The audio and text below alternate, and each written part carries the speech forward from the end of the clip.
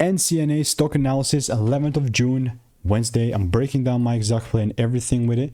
And as the only person in this space that has actually done 41,000 videos and documented them all. You know, I've seen what's making me money and what's not. This pumped like crazy. I was not expecting an 88% increase in price, but that's fine, you know. And I myself have done 41,000 videos. So look, I'm not exaggerating when I say I've seen this happen tens of thousands of times. I'm not exaggerating it. So many previous receipts in the Discord as well. 11 results pop up. And unironically, when it has pumped up like this, milking it up the next day is what I've seen the most success with. You know, I've said the first break. If there's only a second one above 14 cents, then and only then I'm really buying. Other than that, no bueno, you know, I'm not going to be buying. So still waiting. And actually, I do think I'm very excited about yesterday. Just not going to let my emotions, you know, act upon my behavior and how I'm doing things. Purely rules.